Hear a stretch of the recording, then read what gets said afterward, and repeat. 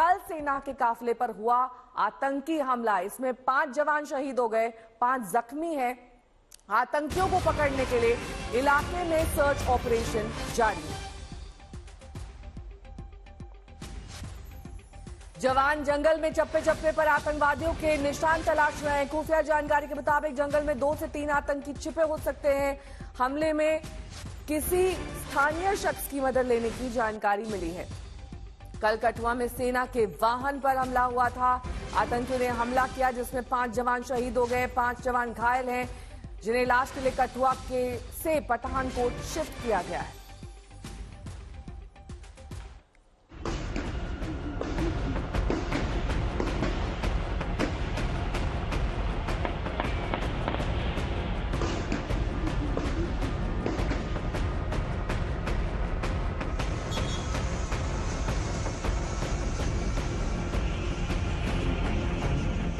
घाटी में एक बार फिर आतंकियों ने सेना के जवानों पर कायराना हमला किया है। कश्मीर में ताबड़तोड़ कार्रवाई से बौखलाए आतंकियों ने कठुआ में सेना की गाड़ी को निशाना बनाया।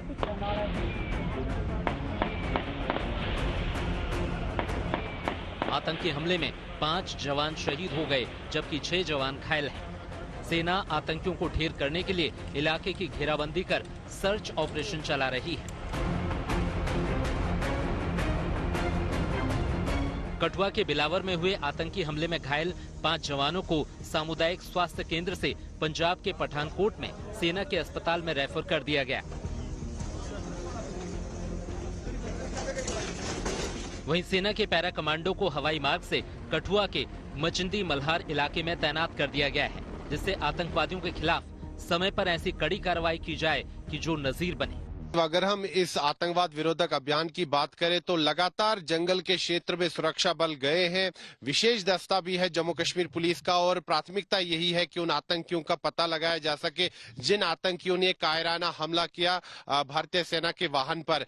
ये वो सड़क है जिस सड़क से वो सेना के वाहन जो है इस सड़क से गुजरा है और हम बिल्कुल उस स्थान से थोड़ी ही दूर जो है पहुंच चुके हैं, बस पहुंचने वाले उस स्थान पर जहां पर सेना के उस गाड़ी पर आतंकियों ने हमला किया था। मैं आपको इस सड़क की तस्वीरें इसलिए दिखाना चाहता हूं क्योंकि ये जो है काफी दुर्गम स्थान है और यहां पर आप 5 से 10 किलोमीटर प्रति घंटे की अधिक से रफ्तार से गाड़ी नहीं चला सकते। तो आतंकियों ने पहले से रेकी की हुई थी कि ये उनके लिए उपयुक्त स्थान है हमला करने के लिए और ये बिल्कुल सुनसान इलाका है और साथ ही में वाहन जो है काफी धीमी गति से यहां पर चलते हैं। तो इसी का फायदा आतंकियों ने जो लिया और जो खबर आ रही है सूत्रों के हवाले से, मैंने अपने सूत्रों से भी बात की, उनका यही कहना है कि कहीं ना कहीं कुछ चंद मुट्ठी भर जो इनके सहायक है आतंकियों के, उसके कारण आतंकवादी सफल हो रहे हैं। और कल भी जो आतंकी घटना घटी है उसमें कहीं ना कहीं एक लोकल गाइड था इन आतंकियों का जिसने उनको पहाड़ी क्षेत्र का पूरा रास्ता बताया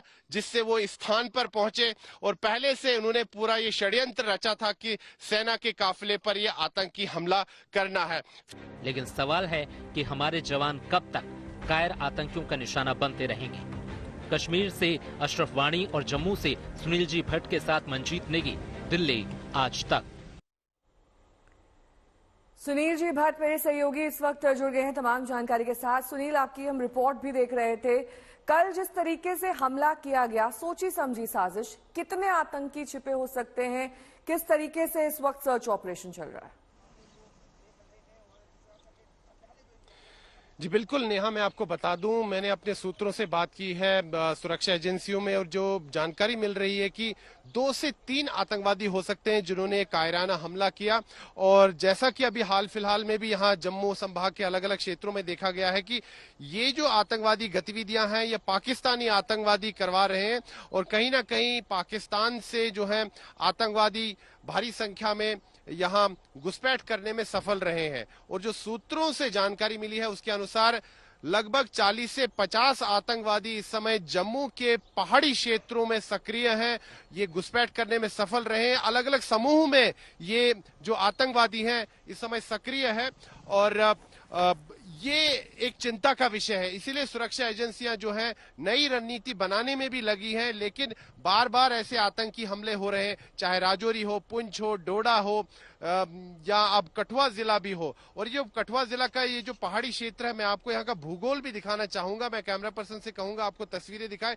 देखिए कितना कठिन क्षेत्र है, घने जंगल है, ऊंचे पहाड़ है, और ऐसे क्षेत्र में आतंकवाद विरोधक अभियान चलाना काफी जटिल कार्य रहता है। इसीलिए सुरक्षा बलों को काफी दिक्कतें आ रही हैं। और नेहा, इसमें जो सबसे बड़ी बात जो सामने आ रही है कि जो ये आतंकवादी है, इनको कुछ चंद मुट्ठी भर जो स्थानीय मददगार हैं उनके कारण ये सफल हो रहे हैं आतंकवादी। और जो कल आतंकी घटना घटी है इसमें भी बताया जा रहा है कि 1 से 2 इनके स्थानीय गाइड थे, जिन्होंने उनको पहाड़ी क्षेत्र का जो है यहाँ का भूगोल से अवगत कराया, यहाँ के रास्तों से अवगत कराया, पैदल मार्ग से अवगत कराया, उनको खाना दिया है पिछले कई दिनों से, और साथ ही में उनको शरण भी दी है।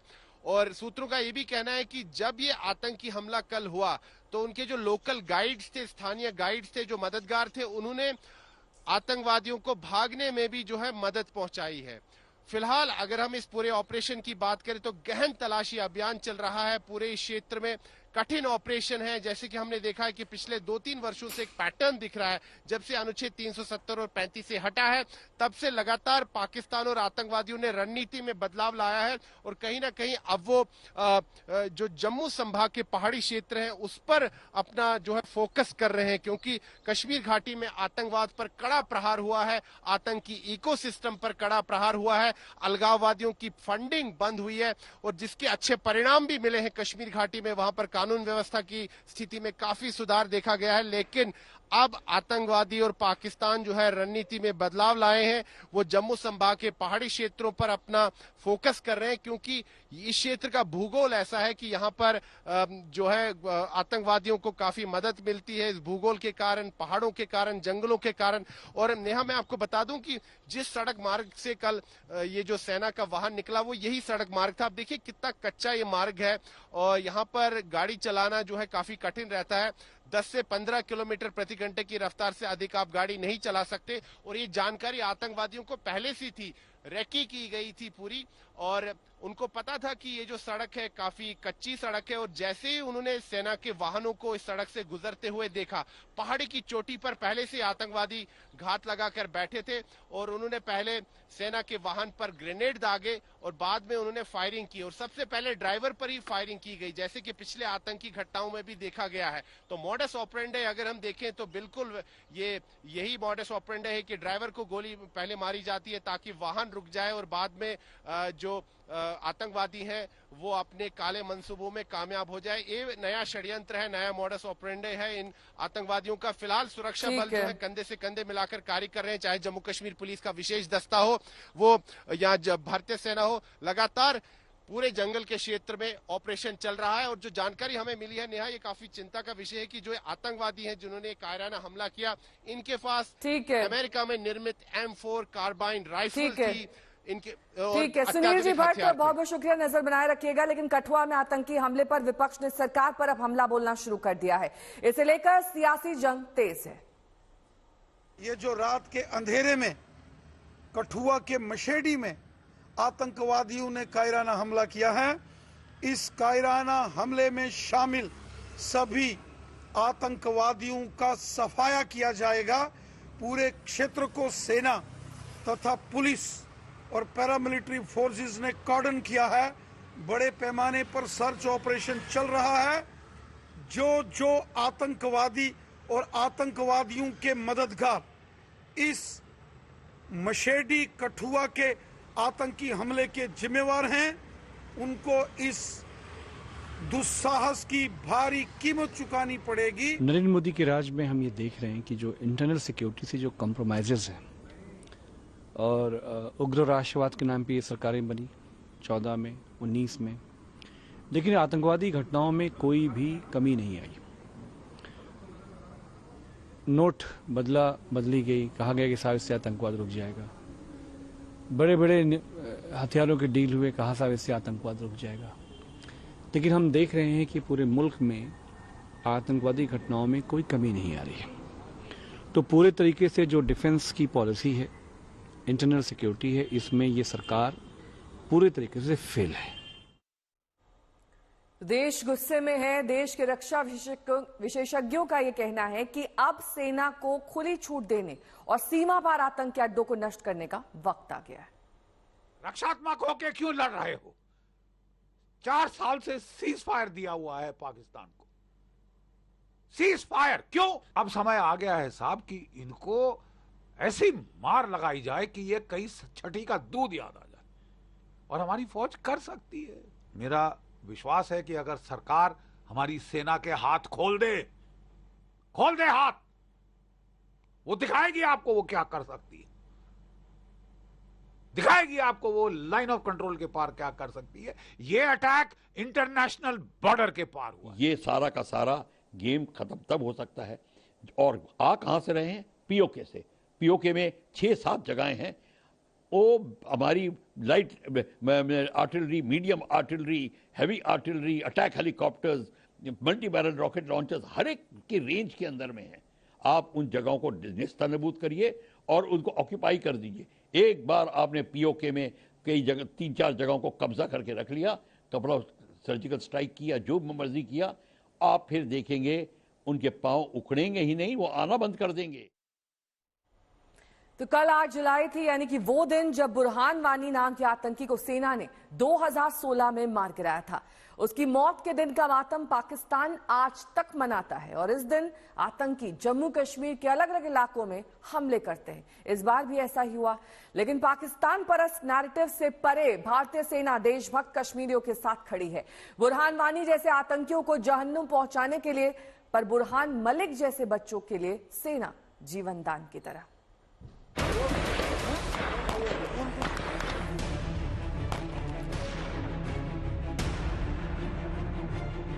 जब देश को जरूरत पड़ी तो आतंकियों का काल बनकर,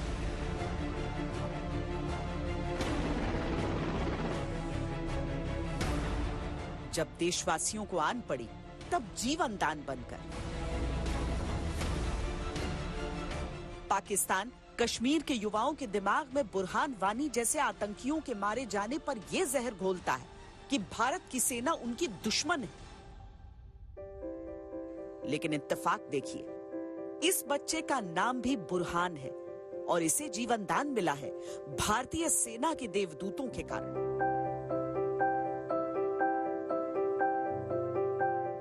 दिल की बीमारी से मुब्तला था, इसकी 2 नसें बंद थी।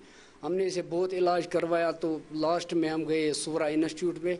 उन लोगों ने फाइनली बोला कि इसका यहाँ सर्जरी नामुमकिन है, आप इसे बाहर ले जाओ। मैंने सर से कहा कि डॉक्टर साहब से बोला कि खर्चा कितना आएगा? उन्होंने बोला कि 12 या 13 लाख रुपया। तो हम परेशान थे। कश्मीर के बारामूला का रहने वाला बुरहान बेहद गरीब परिवार से आता है। पिता खेतिहर मजदूर हैं। मदद के बिना इलाज संभव ही नहीं था। तो उसके बाद उन्होंने हमारे ऑफिसर से बात की, इंडियन आर्मी और इंद्रानी बालन फाउंडेशन से बात की कि बुरहान की सर्जरी होनी चाहिए, क्योंकि बुरहान के पास बहुत कम टाइम बचा है। उसके बाद बुरहान को आरआर हॉस्पिटल दिल्ली लिया गया, जो एक इंडियन आर्मी का एक हॉस्पिटल है। ये हिस्ट्री में पहली बार हुआ है कि सिविलियन की सर्जरी जो है वो एक आर्मी हॉस्पिटल में हुई है। इन्हीं का खर्चा, खाना पीना, वहाँ जो भी खर्चा हुआ वो इंडियन आर्मी ने दिया। वहाँ डॉक्टर अरोरा सर थे, नेक इंसान थे, बहुत अच्छे लोग हैं। ये फौज के बंदे बहुत अच्छे हैं। नहीं, ये नहीं मत सोचना कि मेरे बेटे पे खर्चा किया, पैसे लगा दिया, ना, इनके इखलाक अच्छे हैं। हमें ऐसा इज्जत दिया कि जैसे मैं एक ऑफिसर था। हम इंडियन आर्मी के बहुत शुक्रगुजार है कि उन्होंने हमारे बच्चे का इलाज किया और हमें मेरे बच्चे का जिम्मा उठा दिया। हमने तो उम्मीद ही छोड़ दी। अब हम बहुत खुश हैं। हमारा बच्चा अब बिल्कुल ठीक है, पढ़ता अच्छी भी, सोचता समझता बहुत अच्छा। हम इंडियन आर्मी के शुक्रगुजार हैं।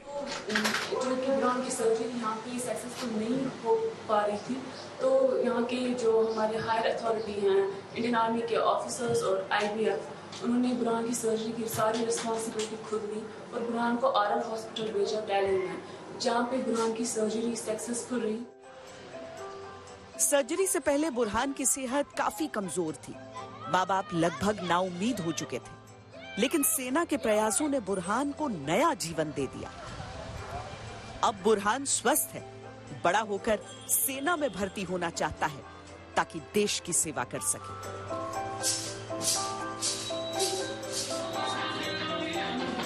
बारामूला में शेख दाऊद के साथ आज तक ब्यूरो।